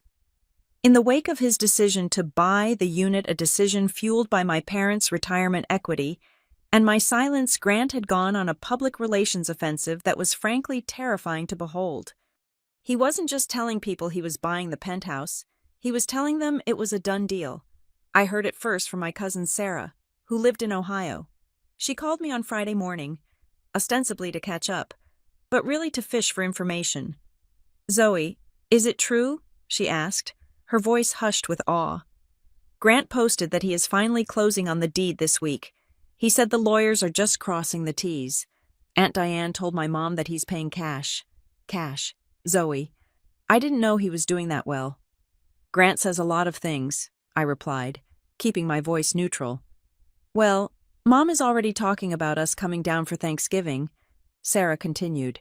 "She said Diane promised we could stay in the guest suite at the tower. It sounds amazing. I am so happy for him. You must be so proud." I closed my eyes. They were inviting people to stay in a property I owned, for a holiday 6 months away, based on a transaction that existed only in Grant's imagination. "We will see, Sarah," I said.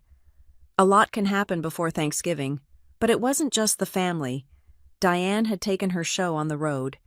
That afternoon, I found myself trapped in a situation that Diane had engineered with military precision. She had insisted we go to her salon for a pre-dinner blowout. I tried to decline, citing work, but she had already paid the deposit and guilt-tripped me about bonding time, so there I was, sitting in a leather chair while a stylist named Jessica worked on my hair, listening to my mother hold court 3 chairs away. Diane was in her element. She had a captive audience of 3 other women and their stylists. "It has been such a whirlwind week," Diane announced, her voice projecting over the hum of hairdryers. "My son, Grant, is finalizing the acquisition of his penthouse at Alder Tower. You know the building? The one that looks like a shard of glass? Yes, that one. He has been renting, of course, to test the market, but he decided it was time to commit." "That is incredible. Diane," one of the women said. "He must be doing very well." "Oh, he is brilliant," Diane gushed. "He has this vision. He just knows how to make money work for him. It is a gift, really, unlike his father, who was always so safe." She paused, and then she swiveled her chair to look at me. The movement was predatory. "Zoe is more like her father," Diane said, offering me a smile that didn't reach her eyes. "She is very safe, very practical. She rents a sensible little apartment. Don't you, honey?" I looked at her in the mirror. "I like my apartment, Mom." "See?" Diane laughed, turning back to her audience. "So modest. But you know, it is hard for women these days. I was telling Zoe just yesterday. There is no shame in finding a partner who can provide the lifestyle you want. Not everyone is built to be a tycoon like Grant. Some of us are meant to be supporters." The woman next to her nodded sympathetically. "It is true. Women try to do too much these days. Sometimes it is nice to just have a man who takes care of the big things." I felt the blood boil beneath my skin. Diane wasn't just praising Grant. She was using his fabricated success to validate her own worldview, a worldview where my independence was a consolation prize for not landing a rich husband.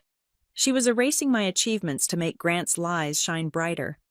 "Actually," I said, my voice cutting through the salon noise, "I think women are perfectly capable of buying their own penthouses, if they want to." The room went quiet for a beat. Diane's smile tightened. "Of course, dear," she said, her tone dripping with condescension. "In theory, but in the real world, it takes a certain kind of aggression, like your brother has." I didn't argue further. I didn't tell the room that the aggression she spoke of was currently financed by a $75,000 line of credit on her own house. I let them think I was the bitter, jealous sister. It was better this way. Let the spring compress. The recoil would be stronger. When I got back to my car, My phone buzzed with a notification. It was Instagram. I wasn't following Sloane anymore, I had muted her for my own sanity. But the algorithm knew who we were. A photo appeared on my Explore page. It was a picture taken inside the penthouse, my penthouse. The caption read, "Golden hour with the dream team. Pre-celebration for the big news, new owners power couple manifested." In the photo, Sloane and Grant were holding champagne flutes. They were standing in front of the window, the city skyline framing them. But what caught my eye wasn't their smiles, which looked rehearsed and brittle. It was the background. On the coffee table behind them, I could see a stack of unopened mail. And right on top, distinct even in the low resolution of a social media post, was a large white envelope with a red urgent stamp. It was the courier packet from my lawyer. The notice to cure or quit was sitting right there in the frame of their victory photo. They were literally toasting their success, while the eviction notice lay unopened 3 feet away. The irony was so sharp it could cut glass, but the lie was leaking out of the social circle and into the professional one. Around 4 in the afternoon, I received a LinkedIn message from David Chen, a broker at a commercial firm in town. I had worked with David on a few deals in the past. He was sharp, gossipy, and connected. "Hey Zoe," the message read, "Hope you are crushing it at Harborstone. Quick question, random. I know. I heard a rumor that your brother is the one buying out the sponsor unit at Alder Tower. The penthouse, I have a client looking for comps in the building and the registrar hasn't updated yet. Is he the new principal?" My stomach dropped. This was the danger of Grant's game. The real estate world in Charlotte is small. People talk. If Grant was running around claiming he was the principal owner, actual professionals were going to start asking questions. If I said yes, I would be lying to a colleague. If I said no, and explained that I was the owner, the news would travel back to Grant before dinner. I typed a response, deleted it, and then typed again. I needed to walk the line. "Hey David, good to hear from you. As for the penthouse, let us just say the paperwork at the registrar tells the only story that matters. Rumors and truth are sometimes just a dinner away." It was cryptic, but it bought me time. 10 minutes later, I got the confirmation I was waiting for. It came from the property manager. Subject-tenant communication update, Unit A. Ms. Griffin, the tenant, Mr. Griffin, just called our office. He acknowledged receipt of the legal notice. He did not offer payment. He asked, and I quote, "Is there any way we can keep this off the official record for 48 hours? I have a family situation, and I cannot have this blow up right now." He was very agitated. He asked if we could work out a payment plan later, as long as we rescinded the notice immediately. "Please advise." I read the email twice.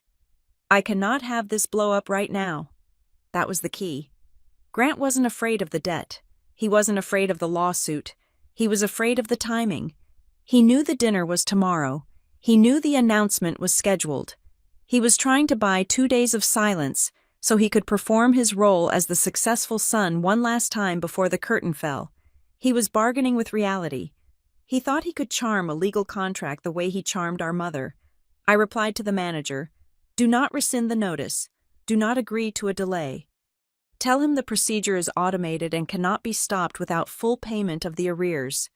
If he asks again, tell him the owner is unreachable." I was reachable. I was just choosing not to be reached. The sun went down, casting long shadows across my apartment. I sat in the dark, the blue light of my laptop illuminating the folder of evidence I had compiled. The HELOC application, the forged signature, the unpaid rent, the text messages. At 9 o'clock, my phone lit up again. It was a text from Diane. "Mom. Hi, honey. Just thinking about tomorrow. I know you and Grant have had your differences lately, but please, for your father's sake, don't be difficult at dinner. Grant is under a lot of pressure with this big purchase. Just smile and be happy for him. Let the family be happy. XOXO. Don't be difficult. Just smile. Let the family be happy." She was asking me to participate in the delusion. She was asking me to watch them light themselves on fire and applaud the warmth. She was asking me to accept my role as the lesser child, the failure, the spectator. so that Grant could continue to play the king. I looked at the text. I looked at the word happy. Their happiness was a loan they had taken out in my name, and they expected me to pay the interest forever. I didn't type a paragraph. I didn't type a defense. I typed 2 sentences. Zoe, Mom, rest assured. I only plan to speak the truth. I hit send. I watched the delivered status appear. Then, 3 dots appeared as she began to type a reply. The dots rippled for a long time. Then they disappeared. She didn't write back. Maybe, deep down, somewhere beneath the layers of denial and hairspray, she knew. Maybe she sensed that the truth was the one thing their happiness couldn't survive. I closed my laptop. The evidence was ready. The witnesses were summoned. The defendant had been served. All that was left was the trial. And unlike Grant, I didn't need to rehearse my lines. I had the numbers. And numbers never stutter. The night before the dinner, silence was the loudest thing in my apartment. I sat on my beige sofa, a cup of herbal tea cooling on the coaster, and stared out the sliding glass door. I did not have a view of the city lights. I did not have a panoramic sweep of the skyline that Grant and Sloane were currently using as a backdrop for their champagne toasts. I looked out over the parking lot of my complex, where a flickering street lamp illuminated the hood of my 4-year-old sedan and a dumpster that was due for collection on Monday. It was a view that cost me $1,800 a month.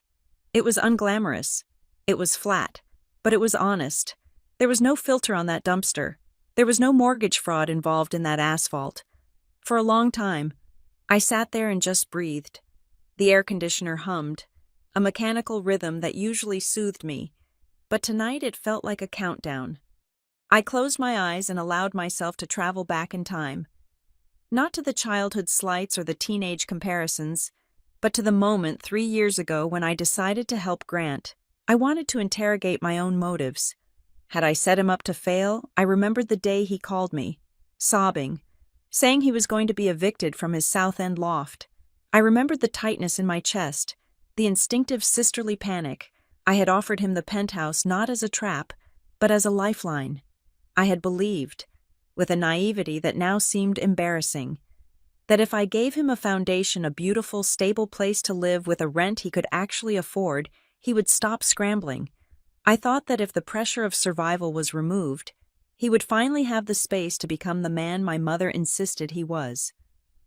I had believed that maturity was a destination we would all reach eventually, like a train station.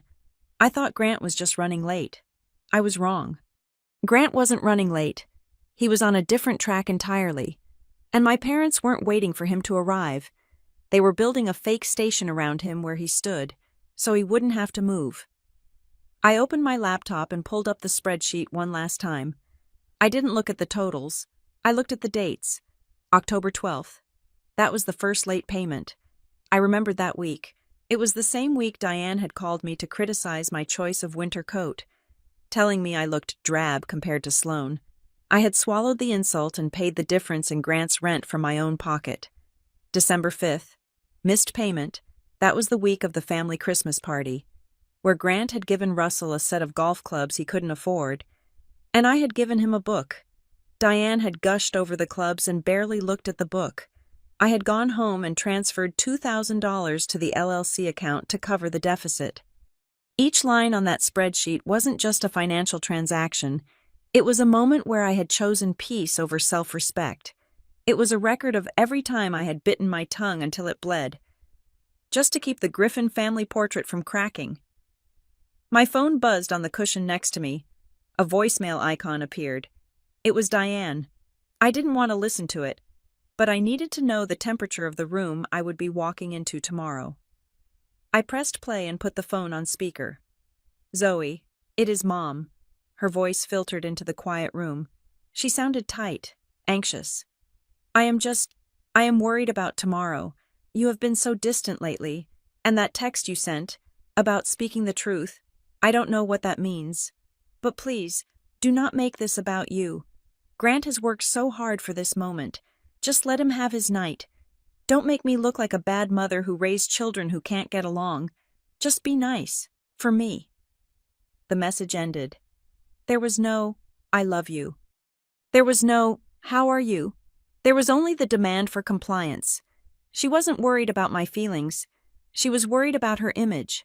She was terrified that if the curtain fell, the audience would see the strings. Don't make me look like a bad mother, I whispered to the empty room.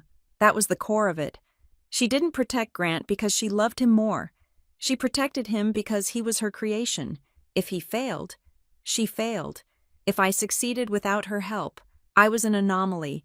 I was a variable she couldn't control, and therefore, I had to be diminished.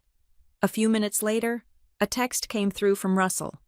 Dad, I know your mother can be intense, but she loves you. We all do. Just soften a little. Zoe, for the birthday, it is just one dinner. I stared at the screen until the letters blurred. Soften. That was the word he always used. He wanted me to be soft so that when they stepped on me, it wouldn't hurt their feet. He wanted me to be the cushion. He knew about the HELOC. He knew about the lies. But he was asking me to absorb the impact one more time because he was too tired to stop the collision. I felt a tear slide down my cheek. I wiped it away angrily. Rule number 2.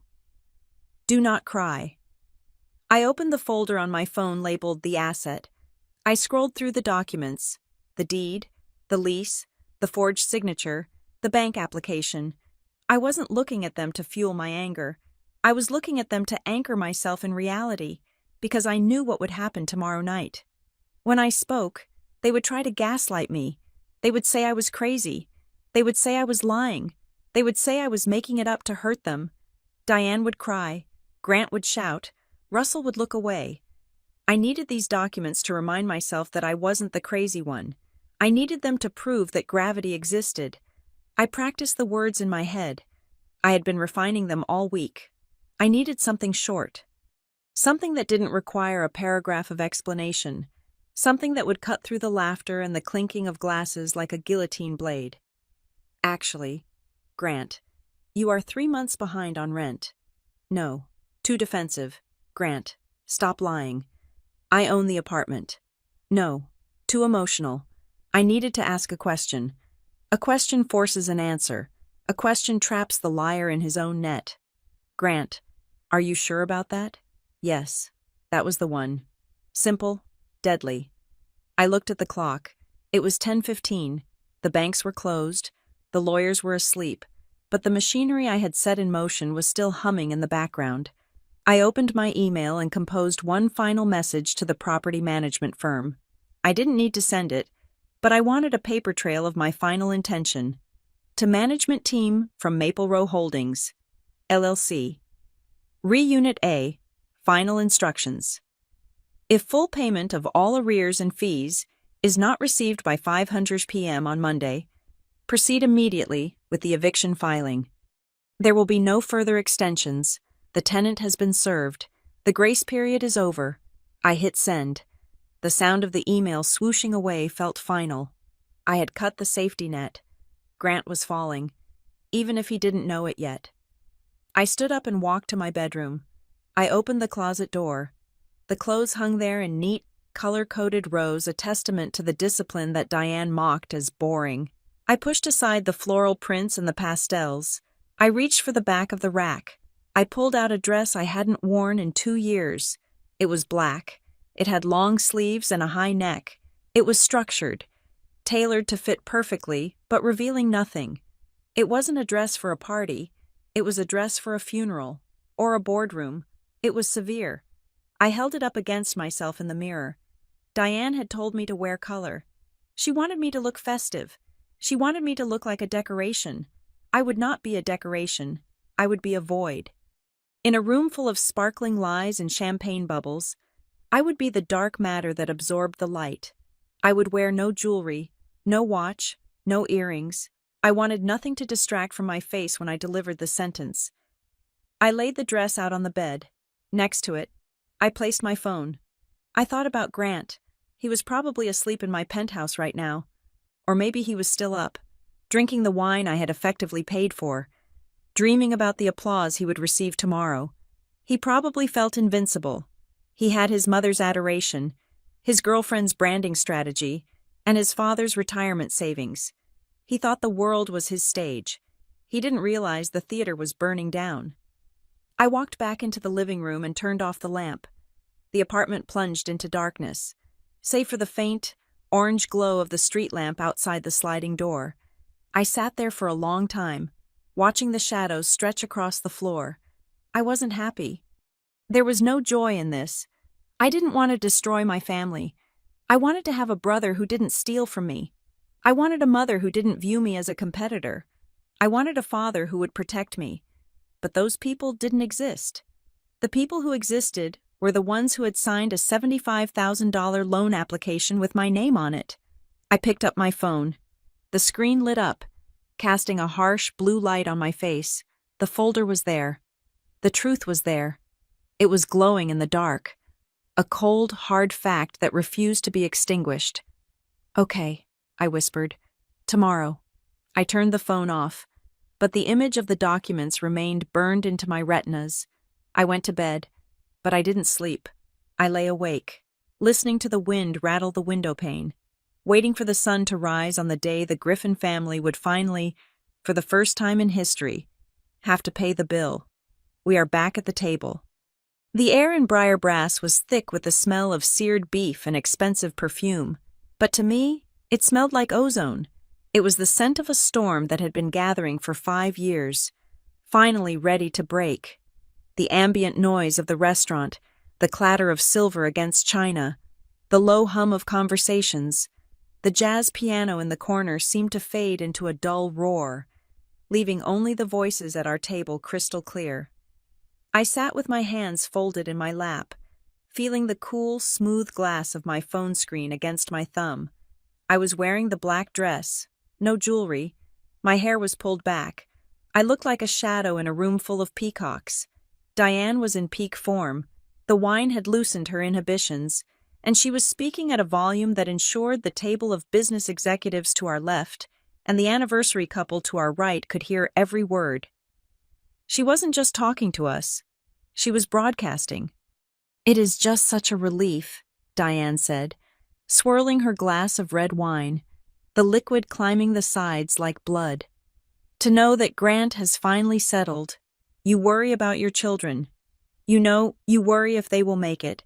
But when I look at him now, a property owner in the city, it is just validation. It validates everything we did." She turned her gaze to me. It wasn't a warm look. It was a spotlight, searching for a flaw. "Zoe, honestly," she said, leaning in, "doesn't it make you think Grant is living in a penthouse? He has the skyline, and you are still in that little rental near the highway. Why do you not have a penthouse like your brother yet? You are still renting that tiny apartment." There it was, the line. The table erupted. It wasn't a roar of laughter. It was a ripple of socially mandated chuckles. Grant threw his head back, a little too theatrically, shaking his head as if to say, "Oh, Mom, stop it." Sloane covered her mouth with a manicured hand, her eyes crinkling in a way that suggested she found my mediocrity adorable. Even my aunt and uncle offered polite, awkward smiles, playing their part in the chorus. They were laughing at the comparison. They were laughing because the narrative was so established, so concrete, that the idea of me being on Grant's level was objectively funny to them. I did not look down. I did not blush. I watched the laughter the way a scientist watches a chemical reaction. I let it bubble up, peak, and then begin to fizzle out when they realized I wasn't joining in. I waited until the last chuckle had died in my uncle's throat. I waited until the silence stretched just thin enough to be uncomfortable. Then, I picked up my water glass, took a sip, and set it down. The click of the glass against the coaster was the only sound at the table. "Grant," I said. My voice was not loud, but it cut through the noise like a scalpel. I turned my head slowly to look at him.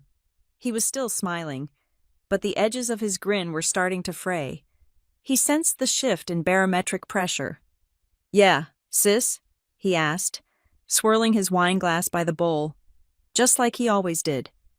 "You keep talking about the apartment," I said, my tone conversational, almost bored. Mom keeps telling everyone you own the penthouse at Alder Tower. Grant puffed his chest out slightly. It was a reflex. Well, you know how it is. It is a crown jewel asset. Got to secure the legacy. Right, I said. So, just to be clear, for everyone at this table you are saying you own it, that the deed is in your name or will be. Grant looked at Sloane, then at Diane. He saw the expectation in their eyes. He saw the reflection of the golden boy they wanted him to be. He couldn't back down now. Not here, not with the $75,000 loan from our parents burning a hole in his pocket. It is mine, Zoe, Grant said, his voice hardening. He looked me in the eye, daring me to challenge him. I own it. Why? You want to see the keys? Diane let out a sharp, triumphant laugh. Oh, stop it, Zoe. Don't be so petty. Just because you can't afford… Wait, I said. I didn't shout it. I just dropped the word onto the table like a heavy stone. Diane stopped mid-sentence. Her mouth hung open slightly. I reached for my phone. I didn't rush. I unlocked it with Face ID, opened the folder I had named the asset, and tapped on the document I had prepared. It was a simple PDF, a single page, a summary statement from the property management firm, dated this morning. I turned the phone around and placed it in the center of the table, right next to the centerpiece of white roses. Read the header. Grant, I said. Grant looked down. He squinted. I saw his eyes scan the top line. I saw the color drain from his face so fast, it looked like the blood had been siphoned out of him. What is this? He whispered. It is a tenant ledger, I said. My voice was clinical, cold. It lists the tenant Grant Griffin, it lists the landlord Maple Row Holdings, LLC, and it lists the status default, 3 months in arrears, total amount owed $6,000, plus late fees. Diane frowned, confusion warring with her indignation. What are you talking about? What is Maple Row Holdings? I shifted my gaze to my mother. I am. The silence that followed was absolute. It wasn't just quiet. It was a vacuum. The air seemed to be sucked out of the private alcove. Russell dropped his fork. It hit the plate with a clang that sounded like a gunshot. Maple Row Holdings, LLC, is a single-member limited liability company, I explained, reciting the facts as if I were reading a weather report.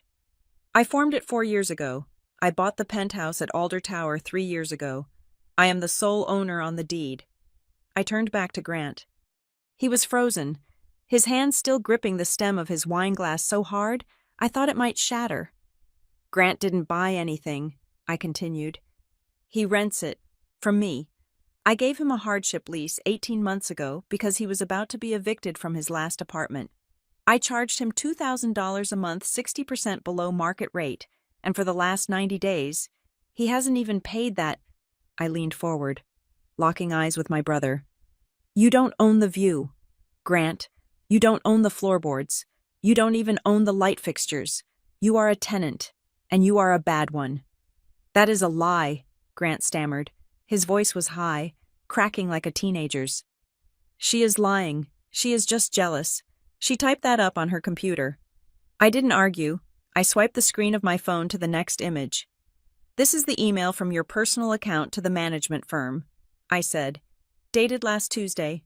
Subject line, please don't evict me. Quote, I promise I will get the money from my parents soon. Just give me 48 hours. End quote. I swiped again. And this, I said, pointing to a scanned document, is the forged work order where you signed as owner to install new track lighting. That is fraud. Grant, that is a felony. Grant's mouth opened and closed, but no sound came out. He looked at Sloane for help. Sloane was staring at the phone as if it were a radioactive isotope. Her face was a mask of horror. She wasn't looking at Grant with love. She was looking at him with the realization that her entire social media content strategy for the next quarter had just evaporated. Zoe, Sloane started, her voice trembling. She tried to conjure a smile, but it looked like a grimace. Zoe, look, this is a family matter. Maybe we shouldn't air this here. It is a misunderstanding. We can discuss the business side later. Business side. I laughed. It was a dry, sharp sound. Sloan, you have been tagging my apartment as your forever home for 6 months. You held a brand activation there last week without a permit. You signed a location release claiming Grant owned the property. Do you know what happens if the insurance company finds out I do? Because I am the one who pays the premiums. I turned to my parents. Russell was pale, his eyes wide. He looked at Grant, then at me, and I saw the horrifying math finally adding up in his head. The loan, Russell whispered. The HELOC, $75,000. Yes, I said. The money you pulled out of your house, the money Mom forged my employment details to secure. Diane flinched as if I had slapped her. I did not. I was helping. You were funding a lie, I cut her off. Grant told you he needed a deposit to buy the unit. He isn't buying the unit. There is no purchase agreement. I have already instructed the management firm to reject any offers. He was going to take that $75,000 and use it to pay off his debts, maybe buy a car, maybe impress Sloan, but he was never going to buy the apartment, because the owner isn't selling. I sat back in my chair. The energy in the room had shifted violently. A minute ago, they were the royalty and I was the peasant. Now, I was the judge, and they were defendants who had forgotten to hire counsel. Diane looked at Grant. She looked at her golden boy, the son of her universe. Grant, she asked, her voice shaking. Tell her she is wrong. Tell me you bought it. Grant looked down at his plate. He couldn't meet her eyes. The swagger was gone. The tycoon persona had dissolved, leaving behind a terrified 35-year-old man who was drowning in his own fabrication. I was going to, Grant mumbled. I was going to make an offer. I just needed the cash flow. You were going to steal their equity, I corrected him. I am building a brand. Grant shouted, slamming his hand on the table.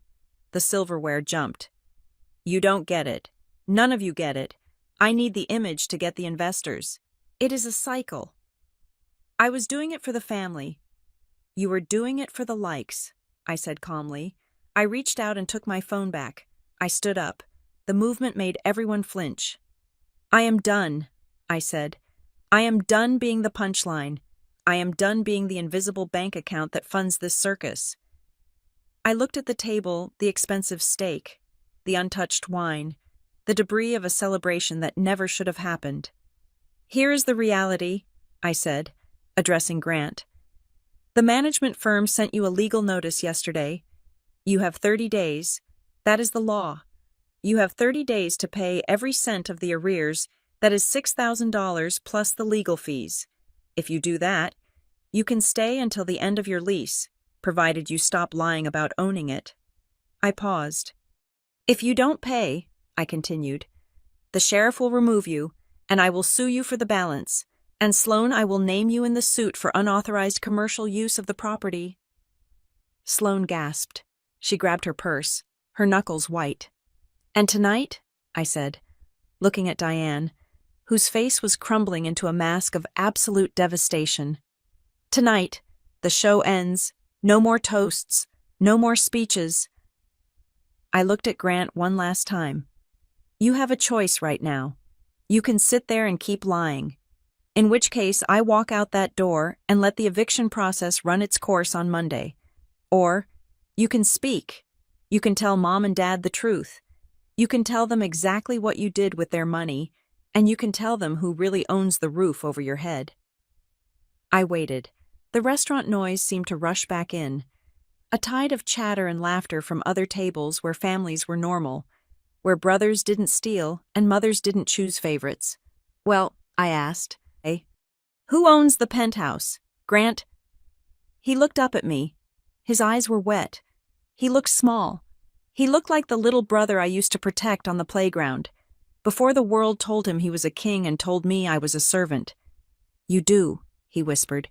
I can't hear you, I said. You do, he shouted, his voice cracking. You own it. Okay, you own it. Are you happy now?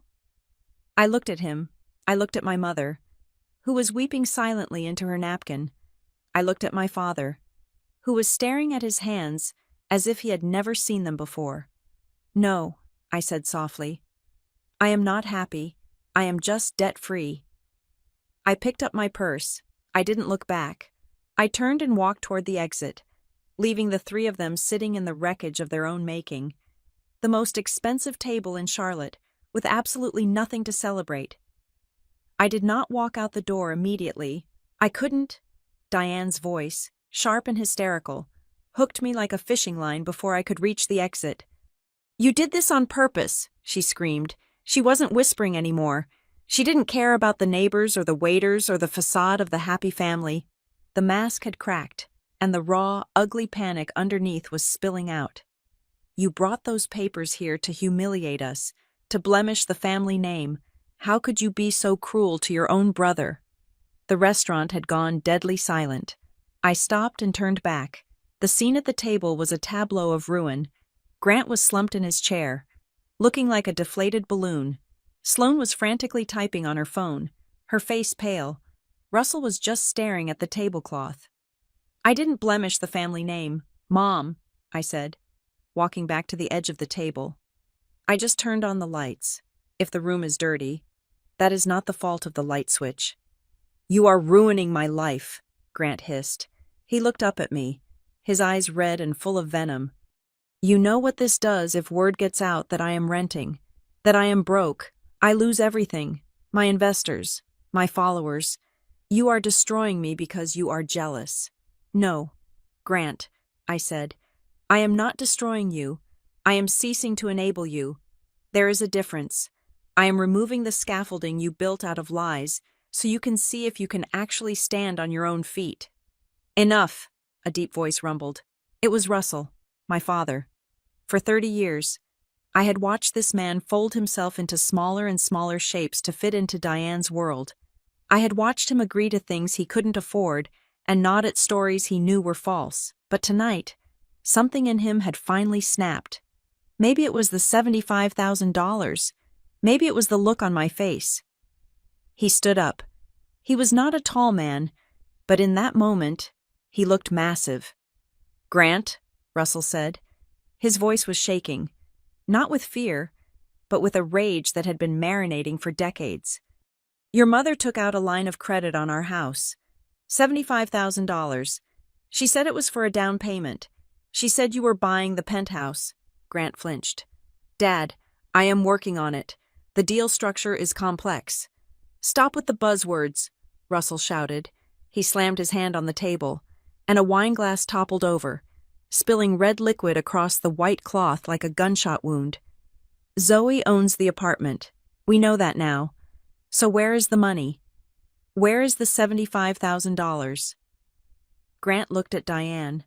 Diane looked at the wall. "I had debts," Grant whispered.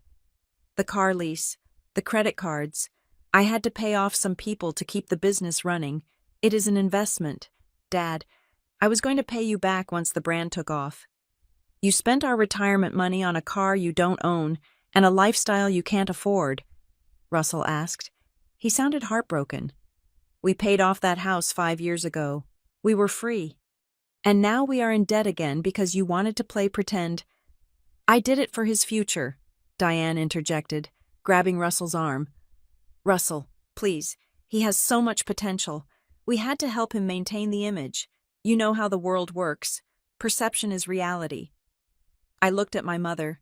She was still doing it, even in the wreckage. She was trying to rebuild the stage. I asked her, "Whose future, Mom? Or are you just worried about his image? Are you worried that if he isn't a prince, you aren't a queen?" Diane opened her mouth to argue, but she closed it. She looked at me, and for the first time, she didn't see the daughter she could bully. She saw the landlord. She saw the creditor. Then, Sloane made her move. She stood up, smoothing down her dress. Her face was composed, cold, and entirely devoid of the affection she had performed for the cameras an hour ago. "I have to go," Sloane said. "Sloane, wait," Grant pleaded, reaching for her hand. "Babe, don't listen to them. It is just a family dispute. We can fix this." "No, we can't," Sloane said, pulling her hand away. "Grant, I signed a contract with a beverage company yesterday. The terms specifically state that the content must be filmed in a residence owned by the talent. If Zoe owns this place that is fraud, I could be sued for breach of contract. I could lose my agency license. She looked at me. Zoe, I didn't know. He showed me a deed. It must have been a Photoshop job. I am deleting everything. I am untagging him. Sloan, Grant shouted, standing up. You can't just leave. We are a team. We were a brand, Sloan corrected him. And the brand is bankrupt. She walked out. She didn't look back. The click of her heels on the floorboards sounded like nails in a coffin. Grant sank back into his chair. He looked small. He looked like a child who had realized the monsters under the bed were real. I pulled a folded piece of paper from my purse. It wasn't a napkin. It was a document I had prepared with my lawyer earlier that day. I placed it on the wet tablecloth, right over the wine stain. This is the only way out, I said. Grant looked at it through blurry eyes. What is it? It is a confession of judgment and a repayment agreement, I explained. It states that you acknowledge the debt of $6,000 in back rent. It states that you acknowledge you do not own the property. It sets up a payment plan, $200 a month, garnished from whatever income you actually have until the debt is paid. I pointed to the bottom line. You sign this, and I will let you stay in the apartment for 30 days to pack your things. You will leave quietly. You will post a public correction on social media stating that you are moving out because your lease is up. I won't make you say you lied. I will give you that small dignity. I turned to Diane. And you, Mom, you will stop giving him money. You will sign a document I have prepared for the bank, stating that I had no knowledge of the HELOC application, protecting me from your fraud, and you will never, ever use my name to secure credit again. And if I don't, Grant challenged, trying to summon one last shred of defiance, if I don't sign, you are going to sue your own brother. Yes, I said. I will file the eviction tomorrow. It will be public record. Every background check you ever have for the rest of your life will show an eviction for non-payment. No landlord will rent to you. No bank will lend to you. And I will hand over the evidence of the forged work order to the district attorney. You are a monster, Grant spat. You planned this. You trapped me. You told me to move in. You told me it was a safe space. I pulled out my phone again. I scrolled back 3 years, back to the very first text exchange we had about the penthouse. Read it, I said, holding the screen to his face. Grant read the text. Grant Zoe, seriously, thanks for the cheap rent. But hey, can we keep it on the down low that you are the owner? It is better for my image if people think I am the big man. Just let me handle the optics. Okay. You asked for the lie. Grant, I said softly. I didn't trap you. I gave you a roof, and you used it to build a dungeon. You begged me to keep it a secret so you could play the big man. Well, the secret is out. Diane looked at the text message. She read her son's words. She saw the calculation. She saw the intent. She realized that he hadn't just been carried away by enthusiasm. He had engineered the deception from day one. And she realized that I had kept that text for 3 years, protecting her from the knowledge that her son was a con artist, until she forced my hand. Diane didn't scream this time. She slumped. The fight went out of her. She looked at Russell, who was still staring at the spilled wine. She looked at Grant, who was shaking. Sign it, Grant, Diane whispered. Mom. Grant looked at her, betrayed. Sign it, she said, her voice cracking. We have no money left to fight her. We have no money left to save you. Sign the paper. Grant looked around the table. He looked for an exit, but there were no doors left. The reality he had avoided for a decade had finally caught up to him. He picked up a pen. His hand was trembling so badly he could barely hold it. He signed the document. It was a messy scrawl. Nothing like the flourished, confident signature he used on his fake checks. He pushed the paper toward me. He didn't say a word. He just put his head in his hands and wept, not the pretty, cinematic crying he did for sympathy, but the ugly, gasping sobs of a man who has lost his identity. I took the paper. I checked the signature. It was valid. I put it back in my purse. You have 30 days, I said. The movers will be there on the 1st of the month. I suggest you be ready. I turned to my parents. Russell looked at me with a mixture of sadness and respect. He nodded, a small, barely perceptible movement. He knew I had done what he should have done years ago. Diane looked up. Her mascara was running down her cheeks. She looked old. I am sorry, Zoe, she croaked. It wasn't a good apology. It wasn't enough to erase 30 years of neglect, but it was real. I wanted him to be special. He is special, Mom, I said. He is your son. That should have been enough. I stood up. I smoothed down my black dress. I felt lighter than I had in years. The weight of the secret, the weight of their expectations, the weight of being the invisible pillar holding up their crumbling temple, it was all gone. I walked away from the table. I walked past the curious onlookers. I walked out into the cool night air of Charlotte. I got into my 4-year-old sedan. I looked at the passenger seat where I had tossed the folder. It was over. The penthouse would be empty in a month. I would rent it to a stranger who paid on time. I would go back to my quiet apartment. I would go back to my job. But I would never go back to the shadows. I started the engine. As I pulled out of the parking lot, I thought about the line I had prepared, the one I had wanted to say to them. I didn't need to say it. They knew, but I said it to myself, just to hear it aloud in the privacy of my own car, where I paid for the gas, and I owned the silence. I don't need a penthouse to have value, I said to the rearview mirror. I just need everyone to stop standing on my back to see his success. And with that, I drove home. Thank you so much for listening to this story. It was a long journey for Zoe, but she finally found her voice. I would love to know where you are listening from today. Are you tuning in from a bustling city, a quiet town, or maybe even your own car like Zoe? Let me know in the comments below. I love reading about where our community comes from.